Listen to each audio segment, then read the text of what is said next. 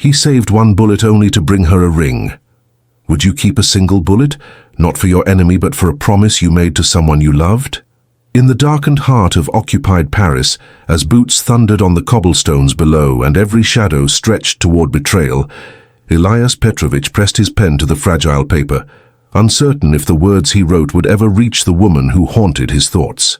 Even the candlelight seemed afraid, flickering in the drafty attic flat where he hid, one trembling flame defying the city's hunger for secrets. He wrote in English, his hand steady despite the tremor in his chest. Outside, the curfew was in full effect. German patrols moved in pairs, their voices clipped and guttural echoing through the alleys like the tick of a clock winding down. From his window, Elias could see the iron spire of the Eiffel Tower, a silhouette now, its proud form shrouded in blackout cloth.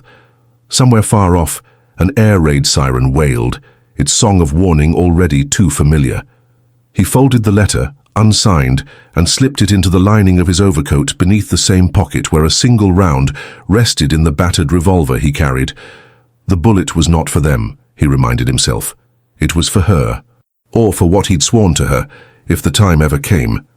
Elias Petrovic was not a Parisian. The American edges of his vowels set him apart, even as he tried to blend in. His dark hair, once meticulously cut, now grew unruly beneath his cap.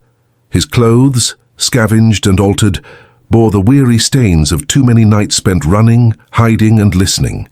Still, he carried a kind of dignity, a stubborn defiance in the straight line of his shoulders, the way he refused to lower his eyes when passing German officers on the boulevard. Tonight, he was only a rumor, the foreign journalist who smuggled stories out of Paris, threading eyewitness accounts of the occupation through coded letters and invisible ink. He had watched friends vanish, seen cafes shuttered and bookshops burned. Yet he stayed, drawn by a promise that was as much about hope as it was about love. Across the city, as dawn crept pale and uncertain over the Seine, Margaux bent over her father's workbench in the tiny shop on Rue de l'Horloge. The air smelled of brass filings, old leather, and the faint citrusy trace of soap she rationed carefully. Her father's hands had once guided hers, showing her how to balance the gears of a pocket watch between thumb and forefinger, how to listen for the heartbeat of a mechanism. Now, she worked alone in the pre-dawn hush, her fingers nimble as she replaced a cracked crystal. The shutters rattled in the wind, but Margaux barely glanced up. Instead, she listened, not just to the tick of clocks, but to the coded message crackling from the radio hidden beneath the display counter. 3 short bursts, too long. The Resistance's signal threaded through the static. Her dark hair was pinned up beneath a faded scarf, her blue eyes sharp and restless. She wore a grey wool dress, mended at the elbows, and an apron smudged with oil. Each morning she slipped resistance flyers into the pockets of customers' coats, sometimes a warning, sometimes hope. To the Gestapo, she was just a watchmaker's daughter. To those who fought in the shadows, she was more a courier, a fixer, a keeper of secrets. The city outside was stripped of its color, reduced to shades of gray and brown. Posters bearing the swastika flapped on every wall. Ration lines curled around bakeries, where the scent of bread was more memory than reality. The people of Paris had learned to keep their voices low and their glances brief. A wrong word, a careless look, could turn neighbor into informant. Margaux's world was measured in minutes, how long it took to repair a watch, to pass a note, to disappear before the patrols came.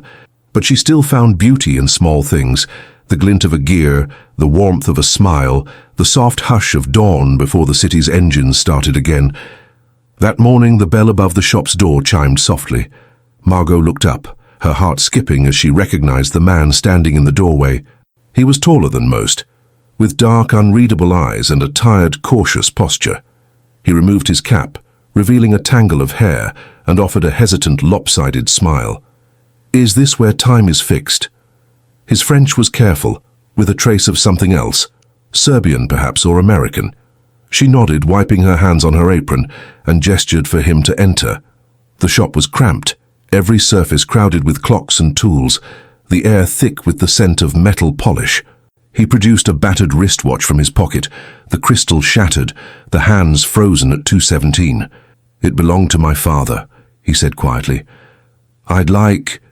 if you can, to make it work again." Margaux took the watch, her fingers brushing his. For a moment their eyes met, a flicker of understanding passing between them, unspoken but unmistakable. She saw the weariness in his face, the way he watched the door even as he spoke to her. He saw the intelligence in her gaze, the way her hands moved with confidence and care. As she examined the watch, she slipped a folded scrap of paper beneath the counter, careful not to let it show. "This will take some time," she said, her voice low. "Clocks are patient, we must be too." He nodded, glancing around the shop. The shelves were lined with clocks of every shape and size, their faces reflecting the dim morning light. In the corner, a radio hummed beneath a velvet cloth, barely audible. "Do you ever tire of the ticking?" he asked, attempting a smile. She shrugged, a ghost of amusement flickering in her eyes. "It's better than silence. And sometimes you find a watch that's worth saving." Their conversation was brief, cautious. In Paris, words were currency and danger. As he turned to leave, Margaux pressed the repaired watch into his hand, along with a small, wrapped package. "For your trouble," she murmured. "And for luck." He tucked it into his coat, understanding the weight of the exchange. Beneath the paper was not only his father's watch, ticking again after so long, but a message written in the narrow, looping script of the resistance. A meeting, a time, a place. Their lives, already entangled, were now bound by a secret neither could speak aloud. Outside, the city braced itself for another day under German rule. The morning air was cold, carrying the scent of coal smoke and fear. Elias walked quickly, keeping to the narrow alleys, his mind racing with the knowledge that his every step might be watched. He remembered the first time he'd seen Margaux, weeks before, slipping through the ration line with her head bowed, her arm linked with an old woman's. She'd caught his eye just for a second, and he'd felt something shift inside him, a sense of recognition, as if he'd found an ally in a world gone mad. Now their fates were knotted together, a journalist who could not look away, a young woman who refused to surrender. Each carried the scars of loss, loved ones vanished, dreams deferred, but also a stubborn hope that defied the city's darkness. Back in his attic flat, Elias sat at his desk, turning the repaired watch over in his hand. Its steady ticking was a comfort, a reminder that time still moved forward, even in a city held captive. He unwrapped the package Margaux had given him. Inside, a sliver of paper, a coded address and a single line. "For those who wait, time is a weapon." He smiled, despite himself, and reached for his pen. Outside, the boots thundered again, closer this time. The war pressed in on every side, relentless and indifferent, but in the quiet between heartbeats, Elias thought of the promise he'd made. The bullet in his pocket was not for surrender. It was for something stronger. As darkness gathered along the rooftops, he wrote another letter. This one signed, this one meant for Margaux, wherever she might be when the night fell. He would save his last bullet, not for an enemy, but for a ring, and for the hope that, even in a city at war, love might endure. The city at night surrendered to silence in layers, each one a little heavier, a little more oppressive. From the attic's cracked window, Elias watched a pair of German soldiers vanish beneath the archway across the street. His heart only slowed once their boots faded, swallowed by the rain-slicked promenade. He left the letter unfinished on the desk, the words trailing off mid-thought, as if even ink were afraid to commit to hope. Elias kept his revolver hidden inside a hollowed history book, its single bullet polished clean. Some nights, he wondered if he'd ever need it for its intended purpose. Other nights he feared he would, but this evening he slipped out, navigating the maze of curfews and patrols, drawn by a promise stronger than fear. Paris after dark was a city of ghosts and secrets. The blackout painted every window with shadow, every street lamp with menace. In the hush, voices carried snatches of German, hurried French, even laughter, brittle and desperate, escaping a distant café. The resistance moved beneath this surface, invisible currents in the Seine. Elias had learned to recognize their signs: a chalked arrow beneath a lamppost, a folded newspaper on a certain bench, the tap of a coin 3 times on marble, Morse for "Follow me." Tonight, the signal came as a pocket watch, its face cracked, passed to him by a boy in a baker's cap. Inside, a sliver of paper no bigger than a postage stamp. Café des Amis, midnight, come alone. He found Margaux in the cafe's shadowed rear corner, her hands wrapped around a chipped mug. She wore her father's old coat, the hem let down to hide her boots, and a kerchief knotted at her throat. Her hair, always a little unruly, was pinned back tonight, but a stubborn lock escaped to brush her brow. She looked up as he approached, her eyes reflecting the candlelight, steady, assessing, never quite safe. "You're late," she said, voice low. "I ordered you coffee, or at least what passes for it." He sat, careful to keep his back to the wall. The cafe smelled of burnt chicory and soap, the air thick with cigarette smoke. In the corner, an accordion played the fragments of a waltz, and two Wehrmacht officers leaned over a chessboard, oblivious. The city was a stage, and everyone played their part. Elias and Margaux tonight were just shadows in the wings. "I had to wait for the patrol to pass," he said quietly. "They're sweeping the Marais again, more thorough than usual." She nodded, her fingers tightening slightly around the mug. "They're looking for someone. 2 nights ago they raided the Rue de Loise. They took 3 men and a girl. No one will say what happened after." A silence settled, heavy as snow. He reached across, his hand brushing hers. "Margaux, She shook her head, glancing at the officers. "Not here. Not now." Instead, she slid the broken pocket watch back across the table. "You dropped this," she said aloud, for anyone who might be listening. Her voice was light, almost playful, but her eyes told another story. Urgent, pleading. Inside, beneath the watch's battered face, he found another slip of paper, a list of names, a coded address, and scrawled, in her neat, practiced hand. "Tomorrow, noon, the riverbank, by Pont-Neuf." As he tucked the watch away, she leaned closer, her lips barely moving. "You shouldn't come again. It's too dangerous. For both of us." He tried to smile, but it felt like a lie. "I'll be careful." She stood, smoothing her coat, and in a moment she was gone. Just another silhouette in the smoke and shadows. He watched her go, fighting the urge to follow, to call her back, to beg her to stay. But in war, longing was a luxury, and promises had to be kept in silence. The next day, the city wore a different face, grim and grey, the rain relentless. Elias pulled his collar high and lingered by the Pont-Neuf, pretending to study a newspaper as bicycles and delivery carts rattled by. Margaux appeared at his side almost without warning, her eyes darting along the riverbank. She handed him a package wrapped in brown paper, her voice barely above a whisper. "Take this to Madame Fournier, Rue des Rosiers, number 18. Ask for the blue scarf. Don't speak to anyone else." He nodded, slipping the package beneath his coat. She hesitated, then said, "Do you trust me?" He looked at her then, really looked, the tired lines at the corners of her eyes, the way she stood half in shadow, half in light. "With my life," he said. A ghost of a smile crossed her lips. "Then don't ask what's inside." He wanted to ask anyway. He wanted to ask so many things. Where she went at night, who she met, what secrets she carried. But he swallowed the questions. In Paris, sometimes love meant never asking. "I'll come back," he promised. She nodded, but he saw the doubt flicker. "Be careful, Elias." He watched her disappear into the crowd, the colors of her scarf vanishing like a memory. He pressed his hand to his coat, feeling the weight of the package and the weight of her trust. He had lied. He didn't trust himself, not to want more than Paris could spare. Elias delivered the package as instructed. Madame Fournier, a woman with iron-grey hair and hands stained with dye, took it without a word. She pressed a blue scarf into his palm, her eyes sharp and unreadable. He left quickly, weaving through the market stalls, the scarf a silent password in his pocket. The city was restless. Posters in German and French screamed from every wall, warnings, threats, lists of the missing. The bread lines grew longer. Rumors moved faster than ration cards. The Allies were coming, the Allies were lost, the Allies were a myth. Hope had become a currency, traded in whispers and glances. That night Elias wrote again, words tumbling out faster than he could control.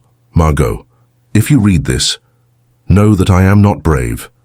I am afraid every time I walk your streets, every time I see your face in a crowd, and fear it will be the last. But I would rather share this terror with you than survive 1,000 peaceful nights alone." He did not sign his name. He hid the letter in the false bottom of his suitcase, where secrets lived. Days blurred. The raids grew more frequent, the checkpoints more ruthless. Elias's stories, smuggled out by hand, sometimes sewn into his coat lining, grew bolder, angrier. He wrote of mothers searching for sons, of children playing in bomb craters, of old men clinging to the memory of peace. He wrote of Margaux, though never by name, capturing her courage in shadows and metaphors. The Gestapo, he knew, was closing in. Twice he'd seen the same pale man in a dark overcoat watching from the corner. Once he'd found his door ajar, his papers disturbed. Each night the bullet in his revolver felt colder. He met Margaux whenever they could risk it, sometimes in crowded markets, sometimes on quiet bridges at dawn. Their conversations were brief, coded, stolen from the jaws of fear. One morning, as the city awoke to sirens and shouting, Margaux arrived at his flat, rain streaming from her hair. "They've taken my father," she whispered, voice raw. "A sweep last night. Someone betrayed us." Elias pulled her inside, bolting the door behind them. She stood trembling, her hands twisting the hem of her sleeve. "I should have seen it coming," she said. "I was careless. The flyers, the packages." He reached for her, but she shrank away, anger and grief warring in her eyes. "If you hadn't needed me to run your messages, maybe—" He shook his head. "Margaux, don't. You did what you had to. We all did." She pressed her fists to her eyes, fighting tears. "They'll question him. They'll torture him, looking for me, for the others. I have to get him out." He paced the small room, mind racing. "How? The prisons are locked tight. You'd need papers, disguise, a miracle." She looked up, desperate. "There's a way. The resistance is planning a raid.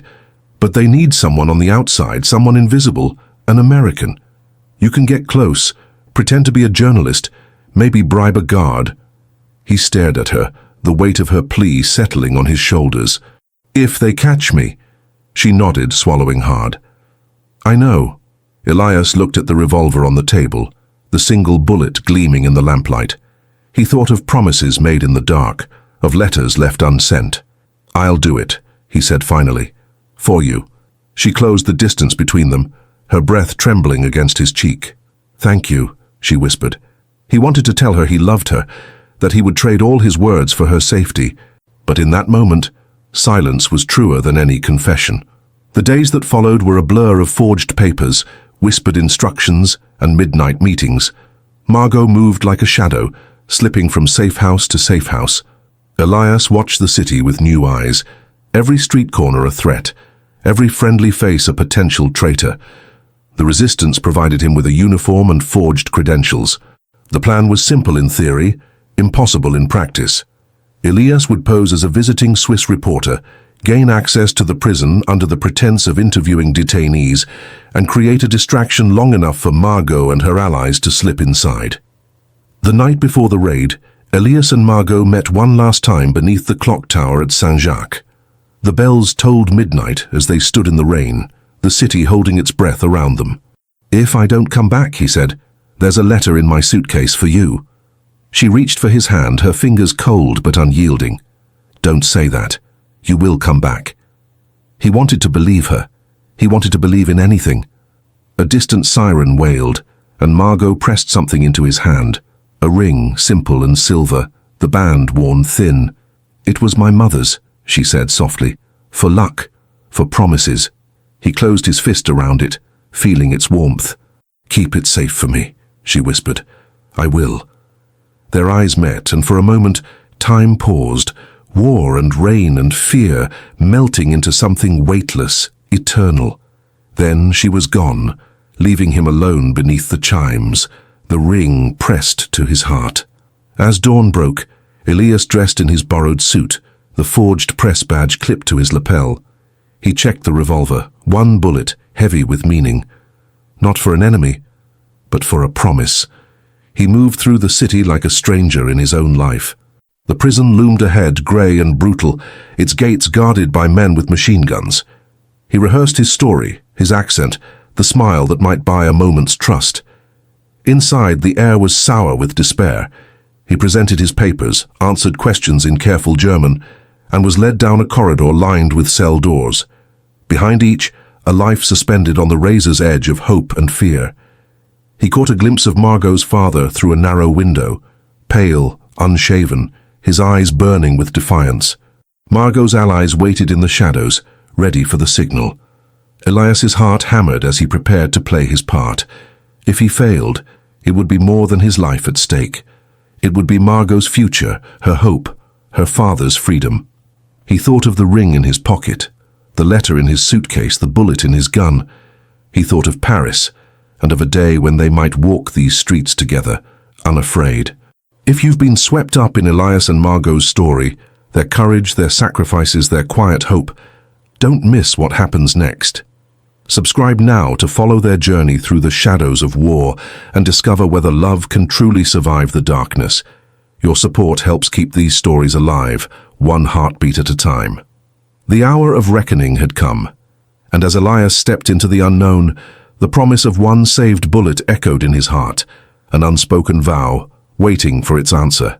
The city seemed to hold its breath as midnight crept past, the curfew a silent chokehold on every light and voice in Paris. Elias Petrovic crouched behind the blackout curtains in Margaux's apartment, sweat beading at his brow despite the chill. The room was bathed in a fevered hush. Only the nervous click of Margaux's pocket watch laid open on the table marked the passing seconds. It was an old habit. The watch always set 5 minutes ahead, as if she could outrun fate by anticipating its arrival. Tonight, time itself was their enemy. He could not see her face in the dark, but he felt her tension, drawn tight as piano wire, across the tiny space. Her father's absence haunted every corner. 2 nights gone since the Gestapo had swept the neighborhood, snatching men from their beds. Margaux had not cried. She had not slept. Instead, she moved with a precision that frightened him, her grief distilled into action. Now, as the hour pressed down on them, Elias watched her solder the final wires of a device meant for the resistance. Her hands steady, her gaze hard as cut glass. He wanted to speak, to comfort, to promise her safety. But words felt like betrayal. He had 1 bullet left in the battered pistol tucked under his jacket. 1 bullet, for mercy or for love or for the impossible promise he could not name. The pistol's weight was a constant reminder. Every decision bore consequences, and some could not be unmade. A faint tap at the door, 3 short, 1 long, the code. Margaux's head snapped up. Elias tensed, hand resting on the pistol grip, heart hammering so loudly he feared it would betray them. Margaux crossed the floor, her movements silent, and pressed her ear to the wood. She nodded once, just a flicker, and unlatched the door. A boy no older than 15 slipped inside, his face pale beneath the grime. He thrust a folded scrap into Margaux's hand, eyes darting to Elias and back again. "Rue de l'Ancienne Comédie," he whispered. "Tonight." "They move him at dawn." Margaux's lips parted. For the first time in days, Elias saw hope flicker in her eyes. The boy vanished as quickly as he'd come. The door closed, the lock clicked. Margaux unfolded the note, scanning its contents by candlelight. Her voice was a thread. "They're holding him in the basement of the old club. The resistance wants me to deliver something there, a device, a distraction, they said. But," she looked at Elias, her face etched with fear and resolve. "It's a trap. They want the Germans to chase me, to buy the others time." Elias's jaw set. "Then we don't go. We have no choice," Margaux said quietly. "My father." He crossed the room in 2 strides, taking her hands. "You are not a pawn." She shook her head. "Nor are you. But I will not leave him, and you, if you come with me, you risk everything." He searched her face for a crack in her resolve. There was none. "Then we go together," he said at last, voice low. "But we do it on our terms." She exhaled, something like relief passing between them. Outside, a distant siren wailed, an air raid warning, or perhaps the city itself keening under the weight of occupation.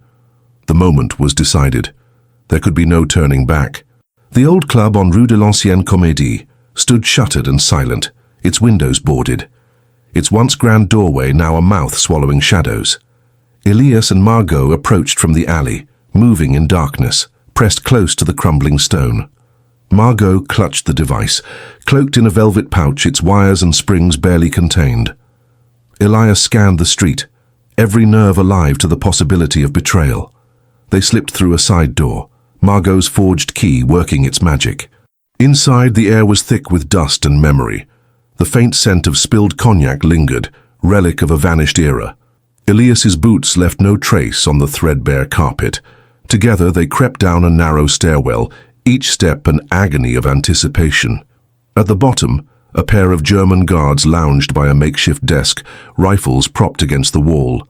Margaux's hand found Elias's, squeezing once, a silent signal. She stepped forward, her voice trembling with rehearsed fear. "Please, my father, he is sick. They took him, please, let me see him." One guard barked a command, rising to block her path. Elias tensed, thumb flicking the pistol's safety. The second guard eyed Margaux with lazy suspicion, then jerked his chin toward the far door. 5 minutes, he muttered in rough French. Elias followed, heart pounding, as they were escorted into a cramped, windowless room. There, beneath a single dangling bulb, sat Margaux's father, haggard, his wrists bound, eyes sunken but fiercely alive. Margaux fell to her knees beside him, hands trembling as she pressed the device into his palm. "Papa, can you walk?" He nodded, swallowing hard. "Only if you are with me, chérie." The guard's voice sliced the reunion short. "Enough. Time's up." Elias stepped between them and the exit, mind racing. The plan was simple, too simple.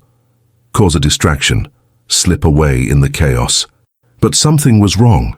The guard's eyes lingered too long. His hand hovered above his pistol. Elias realized with a jolt that they had been expected. He weighed options in a heartbeat. The last bullet, cold in its chamber, seemed to throb with meaning. "Go," he whispered to Margaux, voice a razor. "When I say." The guard advanced, shouting. Margaux's father staggered to his feet. The device slipped from his grasp, a clatter, a spark. In the confusion, Elias drew his pistol, aimed at the ceiling and fired. The shot was thunder in the small room. Plaster rained from above. For an instant, everyone froze. "Now!" Elias roared. Margaux grabbed her father, dragging him toward the corridor. Elias threw himself at the first guard, knocking the rifle aside. The second lunged. Elias felt a fist crash against his jaw, the world spinning. He tasted blood, his vision narrowing to a tunnel. Margaux's voice cut through the haze. "Elias!" He staggered upright.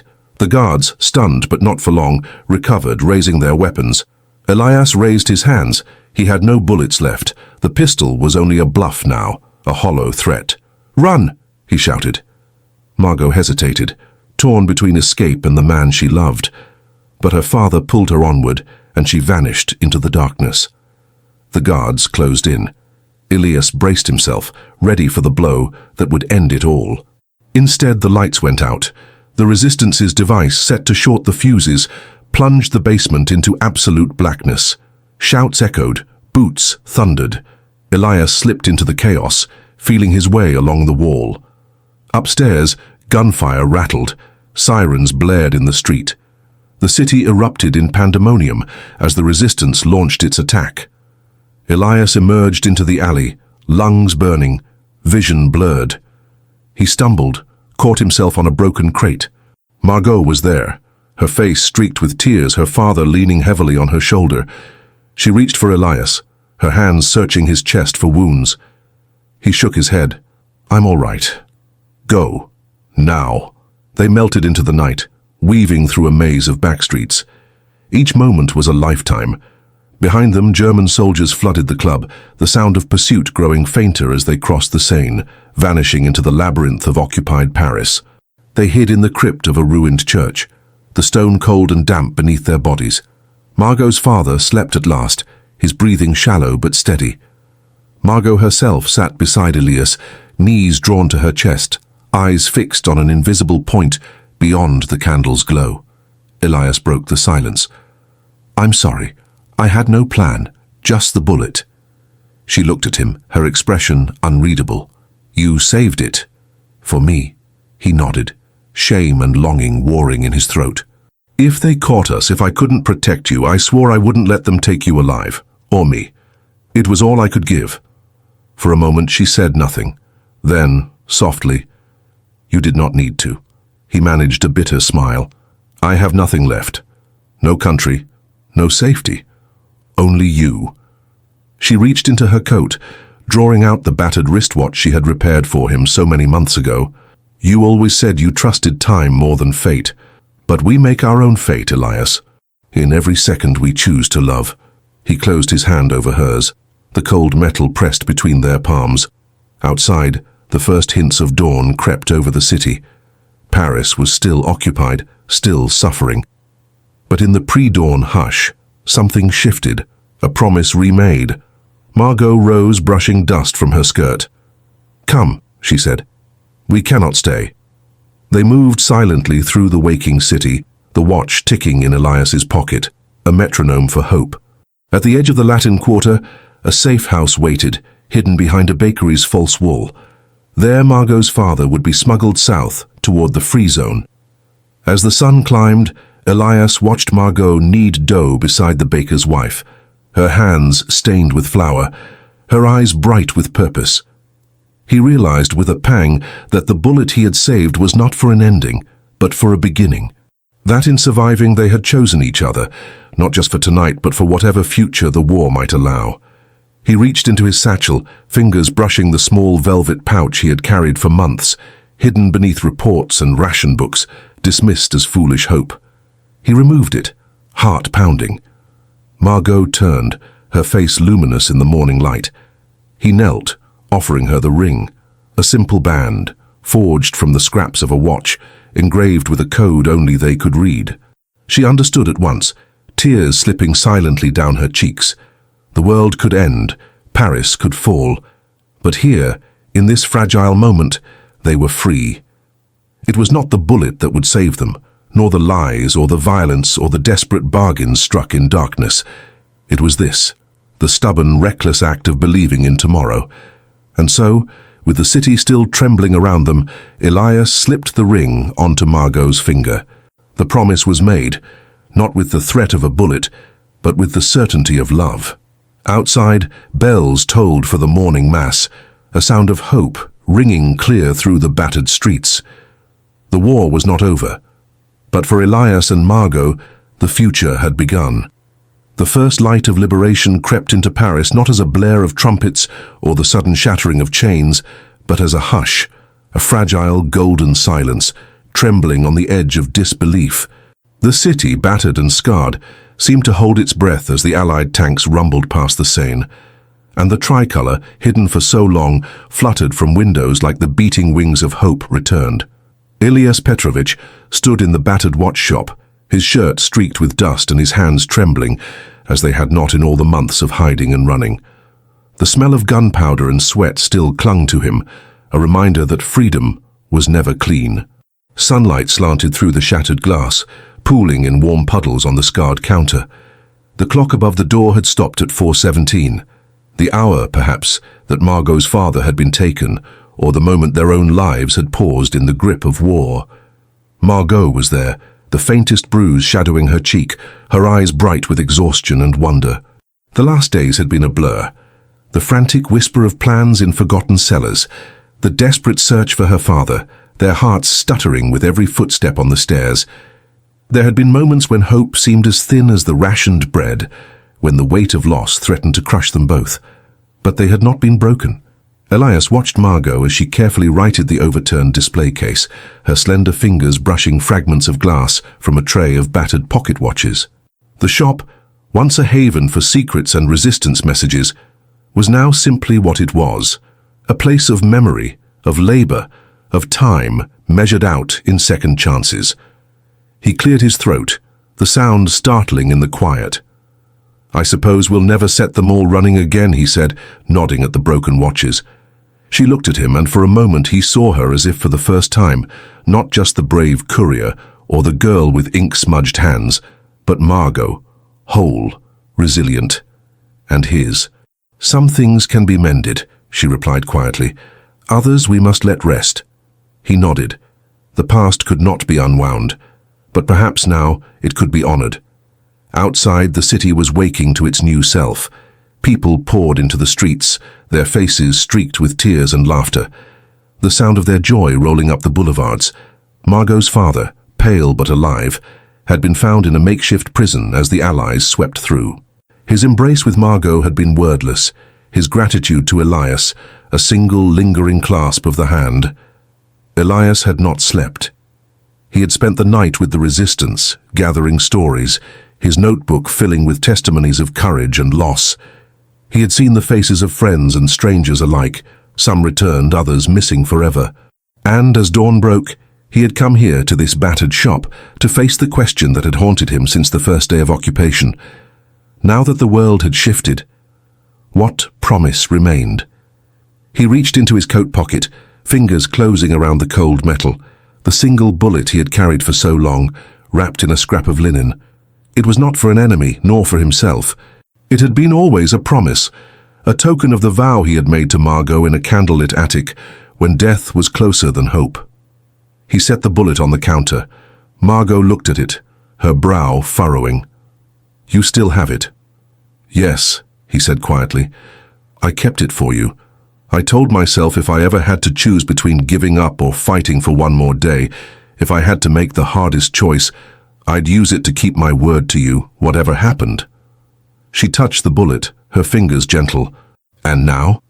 He smiled, a soft, uncertain curve of the lips, as if learning the motion anew. "Now I don't need it." The promise was to come back, to bring you hope, not despair. He reached into his other pocket and drew out a small, battered ring, its silver dulled, the stone no more than a sliver of blue glass. He had bartered for it in the black market, trading a story and a favor, tucking it away through raids and fire, across checkpoints and sleepless nights. He set the ring beside the bullet. "I thought, if we survived, if we found each other when it was all over, maybe you'd wear this instead." Margaux's breath caught. For a moment her eyes filled with tears, grief for all they had lost, joy for what they had saved. She took the ring, holding it to the light, and slipped it onto her finger. It fit as though it had been waiting for her. Elias felt the ache in his chest loosen. He reached for her hand, their fingers intertwining, the world narrowing to the warmth of her skin and the steady, living beat of her pulse. After so much silence, so many secrets, he found his voice. "I'm not a soldier," he whispered, "but I fought every day to come back to you." "And I waited," she replied, her smile trembling, "because I believed you would." The city swelled with the sound of bells, real bells, not sirens. Paris was free, and the future, fragile and uncertain, lay before them. They stepped into the sunlight together, the ring a promise, the bullet left behind, a relic of the war, a testament to a love that had survived the unthinkable. In the weeks that followed, life returned to Paris in fits and starts. The watch shop became a gathering place, not just for broken timepieces, but for stories, for laughter, for the small rituals of peace. Margaux's father limped but worked, his hands steady as ever. Elias, camera slung over his shoulder, chronicled the city's rebirth, capturing moments of reunion and quiet mourning. A mother clutching her son, a couple dancing in the rubble, children chasing pigeons where tanks had rolled. He sent his stories back to America, his words carrying the weight of what he had seen and the hope of what might be. Letters arrived. Old friends, editors, his family in Chicago, who had feared him lost. He wrote Margaux's name in the margins, tracing it like a talisman. Each night as the city darkened, Elias and Margaux walked along the Seine, the river reflecting the flicker of new lights. They talked of fear, of survival, of the years ahead. He confessed his doubts, his failures. She told him of the moments she almost gave up, and of the stubborn thread of hope that had kept her moving forward. One evening, as the moon hung low over the water, Margaux stopped. She turned to him, her face luminous in the pale glow.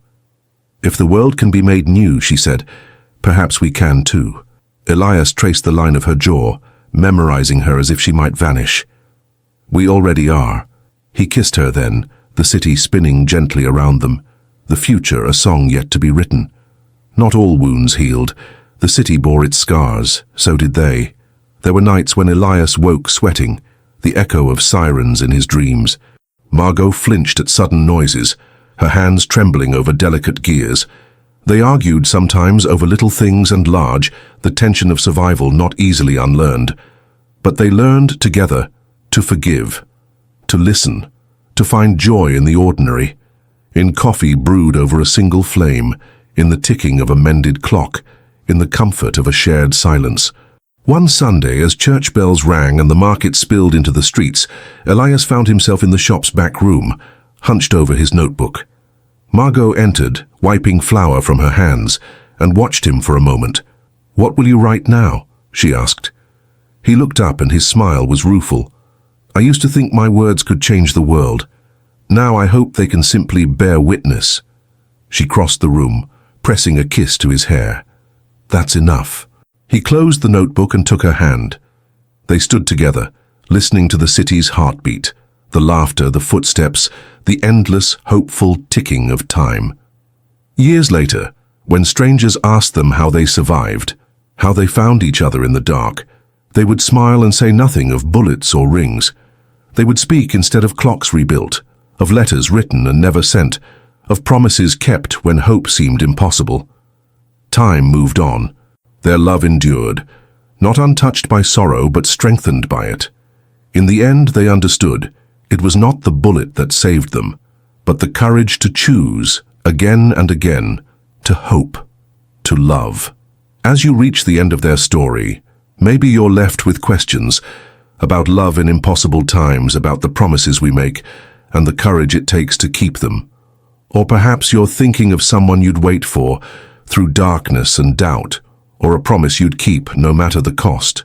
If this story moved you, share your thoughts in the comments below. Whose courage would you honor? Whose hope would you fight for? Like the video if you believe in love that endures against all odds, and subscribe for more true-to-life tales of the human heart. Don't forget to ring the bell so you never miss a moment of hope, even in the darkest times. Because sometimes the most powerful stories are the ones we live, and the ones we share together. Thank you for listening.